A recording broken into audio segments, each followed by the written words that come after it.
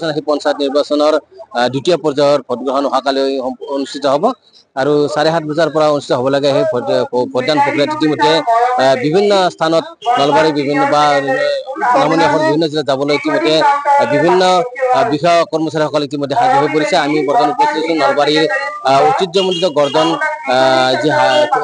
উচ্চতম বিদ্যালয়। আমি তাত উপস্থিত আছোঁ আৰু তাত যি নিয়ন্ত্ৰণ কক্ষ স্থাপন কৰা হৈছে আৰু তাৰ পৰা ইতিমধ্যে নলবাৰী জিলাৰ বিভিন্ন স্থানলৈ ৰাওনা হৈছে পুলিং বিষয়া বিভিন্ন কৰ্মচাৰীসকল। তেখেতসকলৰ ইতিমধ্যে সুৰক্ষা কৰ্মী ইতিমধ্যে তেখেতসকলত ইতিমধ্যে যাবলৈ ইতিমধ্যে বিভিন্ন ধৰণৰ সাজু হৈ উঠিছে। মই মোৰ সহযোগী ইয়াৰ অকণমান পৰিৱেশ দেখিবলৈ অনুৰোধ জনাইছোঁ যে আমি বৰ্তমান উপস্থিত আছোঁ নলবাৰীৰ ঐতিহ্যমণ্ডিত গৰ্জন উচ্চতম মাধ্যমিক বিদ্যালয়ত আৰু তাত ইতিমধ্যে নলবাৰীৰ যি ভোটিং কেন্দ্ৰসমূহ আছে নলবাৰী জিলাৰ সেই নলবাৰী জিলাৰ ভোটিং কেন্দ্ৰসমূহত যাবলৈ ইতিমধ্যে বিভিন্ন যি বিষয়া কৰ্মচাৰীসকল পুলিং কৰ্মচাৰীসকল ইতিমধ্যে বিষয়াসকল যাবলৈ ইতিমধ্যে সাজু হৈ পৰিছে।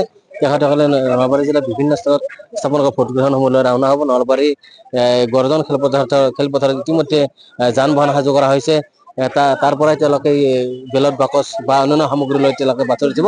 আমাৰ সৈতে এগৰাকী ছাৰ আমাৰ সৈতে উপস্থিত আছে। কি ক'ব কেনেকুৱা ধৰণে ইয়াত ব্যৱস্থা কৰা? মই আচলতে ইয়াত মাষ্টাৰ ট্ৰেইনাৰ হিচাপে আমাৰ ডিউটি আছিলে, গতিকে আজি যদি কিবা হেৰি যদি অলপ সাধাৰণতে এইবাৰ বেলট বক্সৰ হৈছে, বক্সবিলাকৰ লিভাৰবিলাক অকণমান খেলি মেলি থাকে, সেইবিলাকক চোৱা চিতা কৰা হৈছে।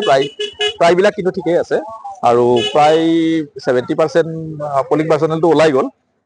এতিয়া আটাই হেৰিলৈকে যাব, নিজৰ নিজৰ পুলিং ষ্টেচনলৈকে যাব। সমূহ ডিচিপ্লিন ৱেত তাৰমানে সেই হৈ আছে। আজি বতৰটোৱে যথেষ্ট হেৰি কৰিছে। আদাৰৱাইজ বাকী ভালে সকলোখিনি হৈ যাব লাগে আমি আশা কৰিছোঁ। ধন্যবাদ। আমি ধন্যবাদ জনাইছোঁ নলবাৰী মহাবিদ্যালয়ৰ গৰাকী অধ্যাপক অনন্ত ৰাজবংশী ছাৰ। আমাৰ সৈতে ইতিমধ্যে উপস্থিত আছে। কোন জেগাত কৰিছে আপোনালোক? আমি ঘোগা। কেনেকুৱা ধৰণে সাজু হৈছে?